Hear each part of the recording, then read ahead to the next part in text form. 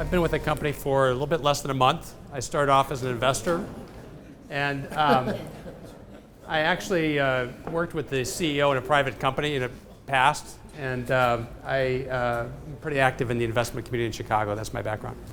So I'm head of business intelligence, and the company is it's a startup, but it's not really a startup. It's got 6 years of operating experience in offshore, and has gotten to this stage.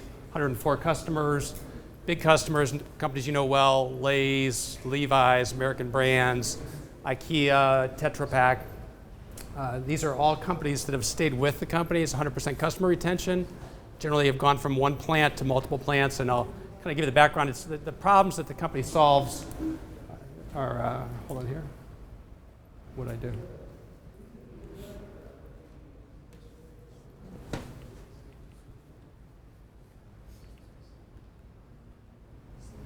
What am I doing wrong here, Rob?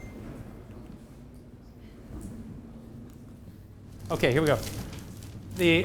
Basically, the company is solving 3 problems that are depicted here. One is access control, secure access control to facilities. Another is time and attendance and payroll. And the third is compliance. And most of these things are addressed today by inefficient systems, mostly card systems. Cards can be stolen, they can be cloned, they can be borrowed. There's a lot of problems with cards, and the problems are getting worse as the technology is getting better. So one of the key issues for the company is savings from time theft and compliance issues. These are the things that are driving the company's growth.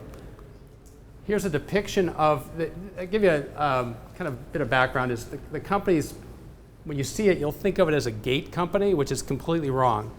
It's all software driven. The device could be almost anything. This happens to be the latest iteration of the device, but you can take this and break it into different pieces for different applications. It's driven by biometrics. You can't read all these things, but it's talking about closed circuit TV, constant. So you get that coming and going. So you have timing. You can look at any kind of events. You have tailgating. You have 3D facial recognition, 4,500 different points on the face, and it has algorithms that actually account for people that have glasses and weight gain. If you have, let's say, a black eye, you have something where it reads your irises.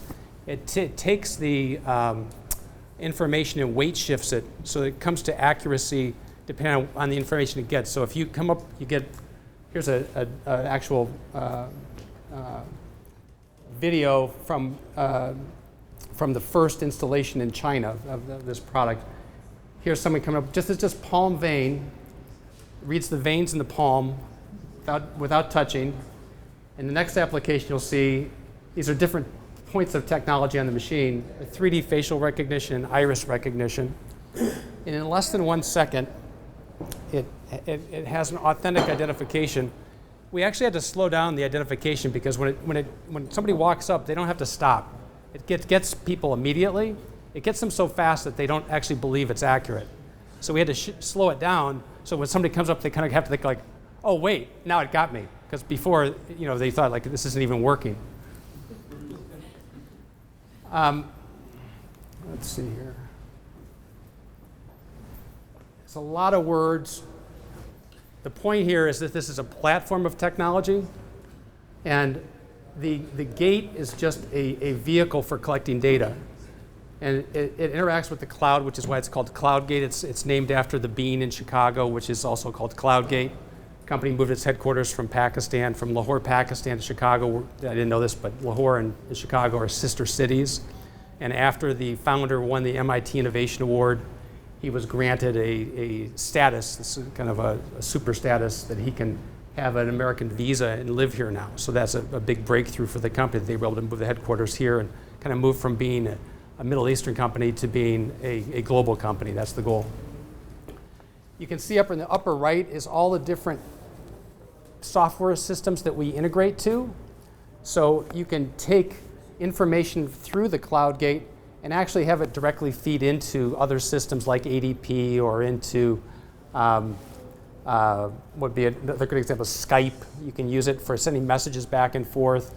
Almost anything, Workday. But but this is very attractive to the U.S. market. It's not something that's so attractive to the outside world, but with outside smaller manufacturing countries that they're in today. But it was very important to upgrade the product to this state to get it to the U.S. Here's a depiction of someone coming up.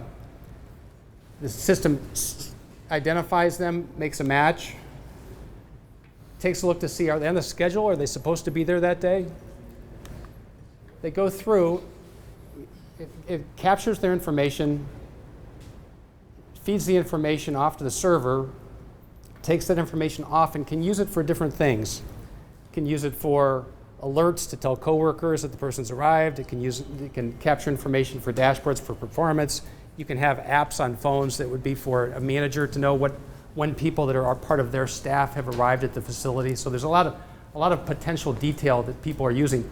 The way I think of it is it's one of these mass customizable products like your phone. People use it all, if anybody pulled out a phone here, you'd say it looks the same as everybody else's, but how we use it's completely different. So this is much the same way. And one of the things that I would ask for from you, since I'm trying to collect intelligence, is for you to think of new applications, because this is not my normal venue. We are really in the manufacturing space.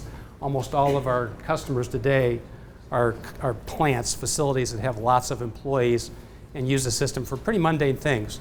And so when we think about construction, architecture, engineering, mechanical engineering, these are areas where we don't have a background per se. We're software engineers, primarily software engineers. But we see a lot of different potential, and you, having creative minds, will see that potential and feed me information is what I hope. Here's another depiction. Someone's going up. This is the palm vein sensor. We actually have a licensing agreement with Fujitsu. So Fujitsu has given us an exclusive where we have incorporated 4 palm vein sensors into the machine.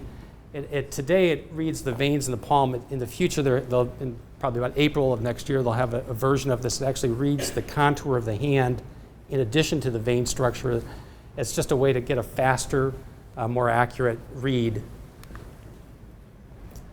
And here are some examples of things that you could ask a worker. So you could, if it's someplace where you've had some problems with compensation, what do you call that, workman's comp injury items, were you safe at the facility today? If somebody says no, then it doesn't let them through unless they've actually already filed something that relates to their safety.